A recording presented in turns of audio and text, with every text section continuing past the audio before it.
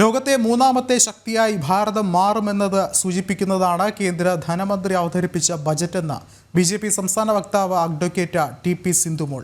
വികസിത് ഭാരത് 2047 എന്നതിലേക്കുള്ള ചുവടുവെപ്പാണ് budget സൂചിപ്പിക്കുന്നതെന്നും advocate TP. Sindhumol പറഞ്ഞു.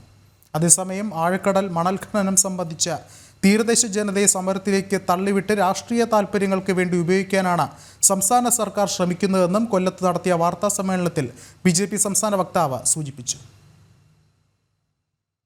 Budget Viksit Bharat 2047 എന്നുള്ള കാഴ്ചപ്പാടിലേക്കുള്ള ഒരു യാത്രയുടെ തുടക്കമാണ്.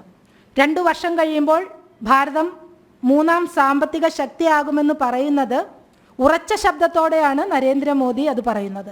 അവിടെ നിന്ന് മണൽ ഖനനം ചെയ്തെടുക്കുമ്പോൾ ആവാസ വ്യവസ്ഥ അപ്പാടെ മാറുന്നു എന്ന് പറയുമ്പോൾ ഇപ്പുറത്ത് കരിമണൽ ഖനനം ഇവിടെ നടത്തുന്നുണ്ട്. കേരള സർക്കാരിൻ്റെ ഉടമസ്ഥതയിലുള്ള കമ്പനികൾ ഇവിടെ നടത്തിയിട്ട് ഒരു ആവാസ വ്യവസ്ഥയും ഒരു മത്സ്യസമ്പത്തിനും ഒരു പ്രശ്നവും ഉണ്ടായതായിട്ട് ഇതുവരെ റിപ്പോർട്ട് ചെയ്യപ്പെട്ടിട്ടില്ല.